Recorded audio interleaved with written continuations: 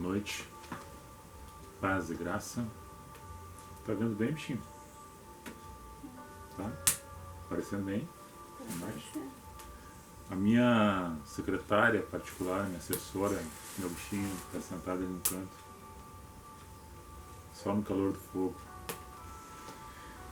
Vamos para a segunda parte agora, vamos falar da parte espiritual. Bem que na nossa vida ela é relacionada com tudo, né? Tu tá no meio aí da sociedade, tu é corpo, tu é alma, tu é espírito, tu tem carne, tu tem osso, tu tem sangue, tu tem essa parte espiritual. E nós temos que exercitar isso. Exercitando para trazer a vida de Deus dentro de nós, porque Ele que nos deu a vida. E nessa compreensão, muitas vezes as outras pessoas não nos entendem, não nos compreendem, achando que por nós falarmos da Boa Nova, ser um representante público na comunidade, nós devemos sempre baixar a cabeça, ficar quieto, como se nós não tivéssemos uma razão de uma contradição, ou quando nós somos atacados, não reverter.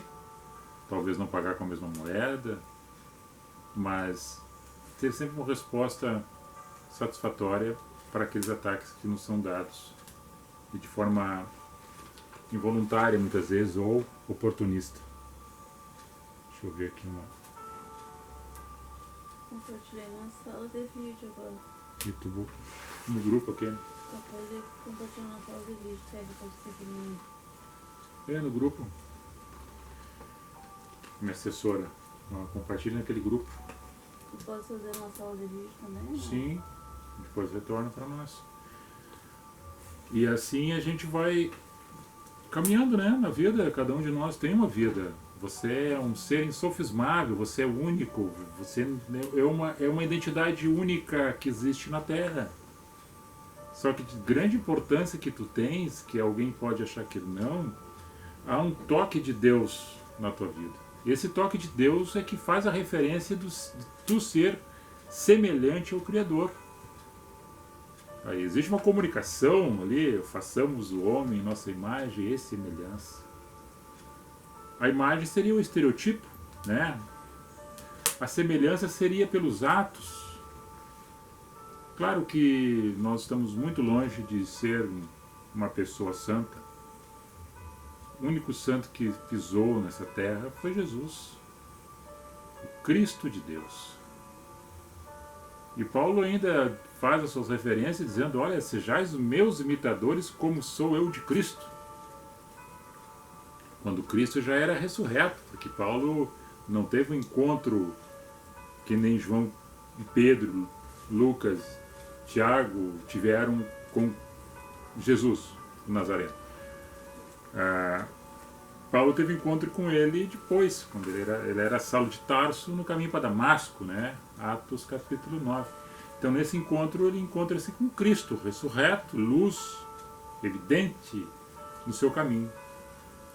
E ele, depois, quando ele aprende nessa conversão, ele aprende nessa caminhada que existe um ser superior nesse cosmo todo, nesse mundão todo aí afora que nós estamos inseridos, que tem um ser superior, supremo, um arquiteto, um grande arquiteto que fez tudo. E esse amor suplantado em nossos corações, que vem da graça do Espírito Santo que nos foi derramado, não por força nem por violência, nós entendemos Deus na nossa essência. E entendendo Deus na nossa essência, Paulo entendeu Jesus na vida dele dizendo, olha, sejais meus imitadores como eu sou de Cristo. Ou seja, Paulo, entendendo Cristo, começou a reunir com pessoas para falar do amor, falar do perdão, falar do novo nascimento, da nova criatura, da transformação, das coisas velhas já passadas, tudo se fez novo. Já não vivo mais eu, mas Cristo vive em mim. Essas coisas assim. E daí Paulo, olha, tu olha para mim e tu vê Cristo, porque eu estou seguindo a Cristo. Então, sejais meus imitadores. Para chegar perto. E Paulo ainda mesmo diz em Efésios 4,13 que ele não estava tão grande assim, embora que as pessoas o estimassem, Ele diz, olha, eu estou, à medida, a cada momento, crescendo, evoluindo espiritualmente, para que chegue na medida exata de Cristo Jesus. Ou seja, eu estou bem longe, estou lá no calcanhar. Mas estou tentando, estou subindo, espiritualmente. Nesse entendimento, nessa dimensão, que eu e você poderíamos ter a compreensão da vida das outras pessoas que talvez interfiram na tua, se colocando na situação do problema dela. Por que ela está passando por isso? Por que ela é assim? Por que ela é assada? Por que ela é frustrada? Por que existe um incômodo no ambiente? Por que existem os percalços, os desaforos, as brigas, as discussões? Por que as pessoas são assim? Estão... Não por causa disso agora que eu estou falando, não devido à circunstância da epidemia, a pandemia e o pandemônio que foi criado. Não. Há todos os problemas já correlacionados e somatizados na vida do ser humano, e que cada um dessas vidas corresponde somente a si, mas também a um grupo de pessoas que vivem e convivem com ela. E baseado nisso, hoje, uma mensagem que eu trago foi o que eu já falei no culto domingo passado, que fui convidado pelo pastor Anadir para falar alguma coisa sobre o decreto do Estado, né? A qual da bandeira vermelha, a qual entre nós, muitas coisas que acontecem eu não concordo, mas eu como ente público, como uma pessoa da sociedade, temos que respeitar as ordenanças e as leis, embora contrariado, em questão há muitas coisas contrariadas, não vou falar sobre isso. Eu li a passagem de Gênesis 2,15, e é a passagem de Gênesis 2,15 que eu vou falar hoje. E também quero ser breve, sucinto e bem objetivo com essa mensagem.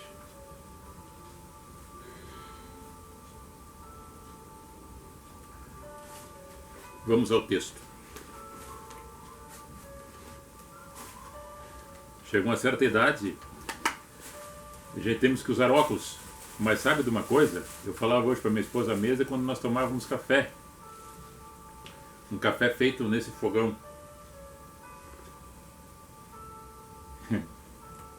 Que daqui para lá eu ainda me sinto com uns 37, 38 anos, 42, por aí. Aí tenho mais. Mas eu me sinto. A minha jovem esposa, ela tem 35 anos. Talvez 35 anos, talvez nem chegue a isso. Amor, a verdade vos libertará. A questão da vida espiritual, da nossa vida espiritual, nós queremos ser jovens no espírito. Para renovarmos a cada momento, a cada instante, para ter o contentamento de seguir em frente. E não rememorar coisas ruins do passado para que entristeça e nós mesmos colocando pedra de tropeço para a nossa caminhada. Então, tenha esperança, tenha fé para lembrar das coisas boas da tua juventude, da tua vida, para sempre buscar algo melhor para a tua vida. Gênesis capítulo 2, verso 15. Tomou o Senhor Deus o homem e o pôs no jardim do Éden para o lavrar e o guardar. Amém. Esse ao vivo fica bem no teu rosto. Esse ao vivo fica bem no teu rosto. Chega pro lado então?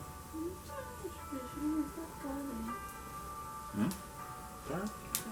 Depois a minha secretária está dizendo que tem uma ao vivo ali. bem no meu rosto.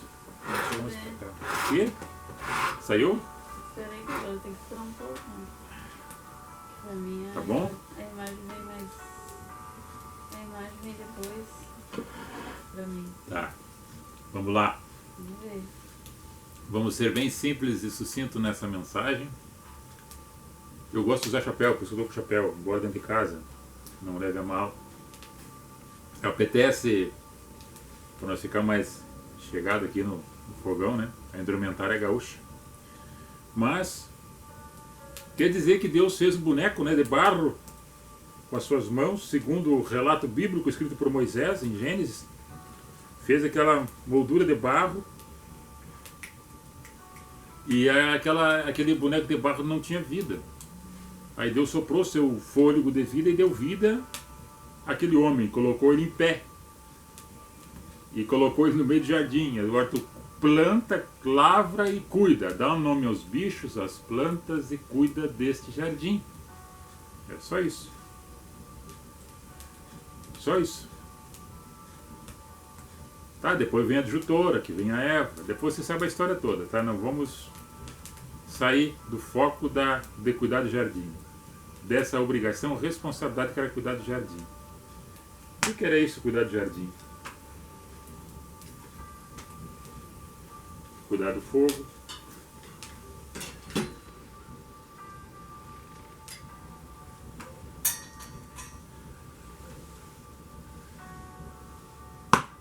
tudo feito, tudo perfeito, a natureza em si perfeita.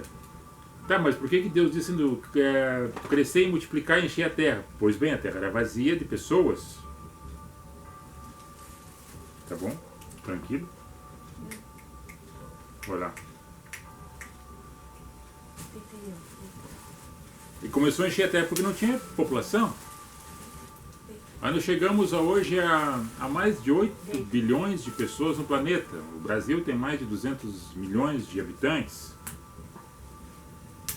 E tem que ter alimento para tudo isso. E para ter tudo isso, tem que ter os lavradores, os que cuidam do jardim, os que cuidam dos mananciais das águas, os que cuidam do planeta, os que largam gases que não deveriam largar gases na atmosfera. Isso aí tudo envolve o ecossistema. A multiplicação das pessoas de tal forma chegou a um ponto que alguns ambientes estão saturados e outros estão desabitados. Tem um desequilíbrio social, ecológico, financeiro. E a resposta disso vem a catástrofes do clima, né, que são o sistema climático, que dá enchente, dá vendaval, dá granizo, dá seca, tufão e todos os problemas relacionados ao ecossistema, decorrente de coisas naturais, fenômenos naturais e fenômenos decorrentes do comportamento do homem, porque não está cuidando bem do jardim. A responsabilidade nossa que foi nos dada na incumbência de geração em geração até chegar aos dias de hoje era simplesmente para ser uma pessoa social na comunidade, para viver em bom relacionamento com as demais pessoas da família, das outras famílias, ter o bom senso, entender as diferenças, respeitar as diferenças e viver de uma forma mais harmoniosa possível. E cuidar do jardim, cuidar dos seres viventes, cuidar das águas, dos mananciais, das nascentes, cuidar da fauna e da flora, cuidar da semente, cuidar da planta, cuidar da terra, lavrar, cuidar. Para que não chegássemos hoje num momento, aí tantos outros que já passaram de pestes, endemias, pandemias, viroses, bactérias, doenças pulmonares, infecciosas, doenças no sangue, decorrente do mau comportamento que o homem tem dentro do jardim. Que na história nos conta que ele não fez nada para que isso acontecesse. Nós fiz um suco de laranja ontem, tem laranja ali nos pés de umbigo, laranja de enxerto. Simplesmente nós compramos a muda, que foi feita uma enxertia aqui no Agropecuária, plantamos, botamos uma terra fértil, foi regada com a chuva, depois regamos um pouco com água, depois a chuva veio, regou, ela cresceu e no seu tempo certo deu fruto. Deu as flores, né, e depois deu o fruto. Nós simplesmente apanhamos a laranja, fizemos o suco, tomamos, e ele é doce. Eu não fiz nada para isso ser doce. Eu não fiz nada para que crescesse aquela fruta naquela laranjeira. Temos o pé de bergamoteira também. Não fizemos nada. Simplesmente a terra deu. Agora, se nós não cuidar da terra, não cuidar da água, não cuidar do ar, aos poucos as plantas vão desaparecendo. O alimento vai desaparecendo. as abelhinhas que fazem a polinização das flores e fazem tantos frutos se multiplicarem, que hoje também tem falta no planeta, as abelhinhas, as abelhas, que nos dão mel de graça, que nós não fizemos nada para ter aquele mel. Portanto, ela faz, ela trabalha, a grande operária, e nos dá esse alimento. E nós não sabemos conviver, muitas vezes, neste meio ambiente a qual nós estamos inseridos por mão de Deus. Só que ignoramos o Criador, ignoramos a criatura e tudo aquilo que foi feito. E largamos lixo em qualquer lugar. Aqui em Terra de Areia a gente vê vários lugares de lixo acumulados em lugares que não são definidos para se largar ali. E aí se coloca a responsabilidade sobre o poder público, a responsabilidade é nossa, de todos nós, cidadãos e cidadãs de Terra de Areia, assim como em todo lugar do mundo, de ter a coleta, de cuidar dos seus restos e não largar os lugares impróprios. Principalmente quem trabalha na terra, quem lavra a terra, que trabalha ainda com herbicidas, com material tóxico e larga perto das águas, que contamina as águas e mata os peixes. É tanta preocupação que algumas pessoas têm, e tantos desleixos que as outras têm, que tantos desdém que as outras fazem, e ainda chegam a dizer para si próprio ou para outras pessoas: se eu não fizer isso, o outro vai fazer, se eu não matar o bicho tal, o outro vai matar, se eu não largar, o outro vai largar. Faça a sua parte, cuide do teu território, fiscalize o outro, seja educado para chamar a atenção, porque às vezes quando chama a atenção ainda vem para as vias de fato aquele que é chamado a atenção quer ser agressivo, porque é mal educado, porque não respeita os animais, não respeita os seres viventes, não respeita as plantas, não respeita a si próprio, aos filhos, a sua geração, a sua prole. O que vai ter para eles? E nós estamos vivendo no meio de uma pandemia, que é um pandemônio, e muitos desses ditos aí, de protocolos errados desde o início, muitos deles errados tantas vezes que tiveram que corrigir depois.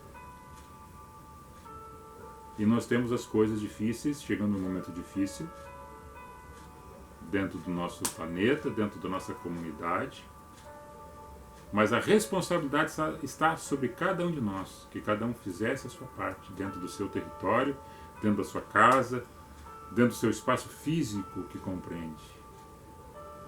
E assim nós todos, dentro das possibilidades e cuidando do jardim que nos foi dado, foi nos presenteado, e nós somente entramos no meio, foi nos dada a possibilidade de viver junto, conviver junto.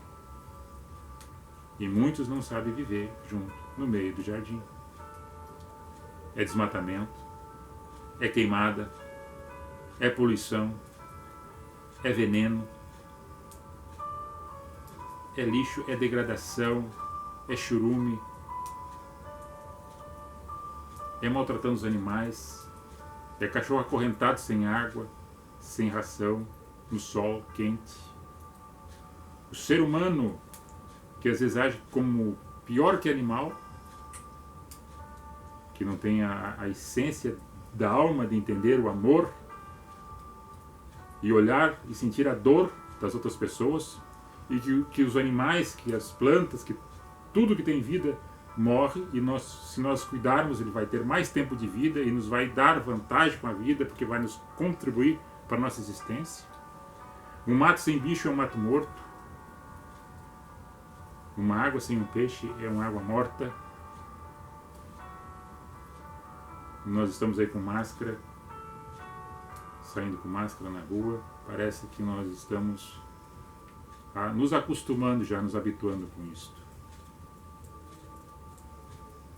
É tremendo. A que ponto nós, humanos, chegamos? A que ponto? Que cada um possa fazer a sua parte com responsabilidade.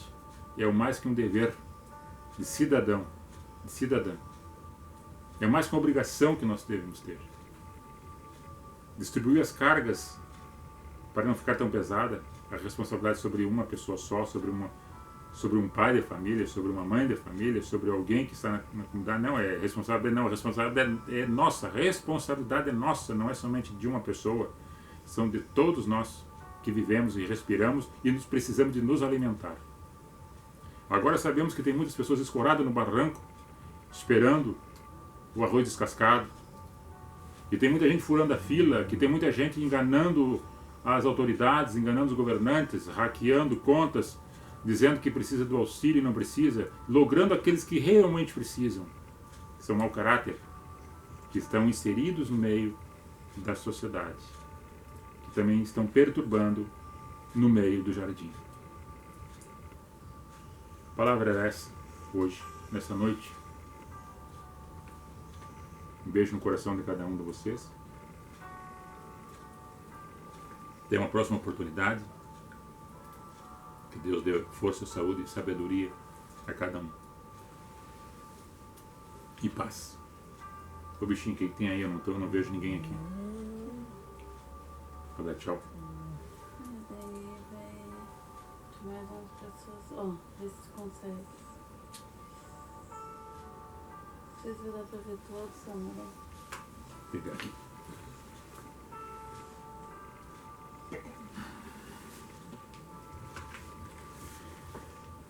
Peguei o celular aqui do meu bichinho. Vamos ver.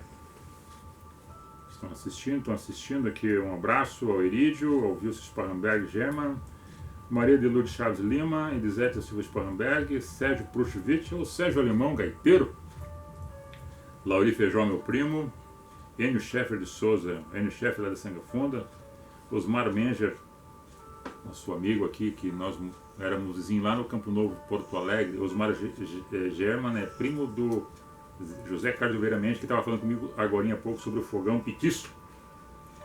Daniel Rapac, boleiro aí, Daniel Rapac. Lucimar Gomes Bittencourt, Ana Karkunchinski, a tua amiga, bichinha, nossa amiga. Solange Silveira, Paixão por Suculentas está assistindo. Olha! Edith Girardi, a mãe de Edith, ó. A mãe de Edith. A Noeli Hoffman, a irmã Noeli. Ladia Kness, a prima. A Ladia, a irmã do Sadi. É. Irmã do Eide, né? Também. Rodrigo Souza, Júlio Baruf, Celina Fagundes, Silvia Adriane Matos e Vera Lúcia Becker. A todos vocês aí, nosso abraço, nosso carinho, nossas considerações. E saúde e paz a todos vocês. Shalom. Shalom. Goodbye. Fui.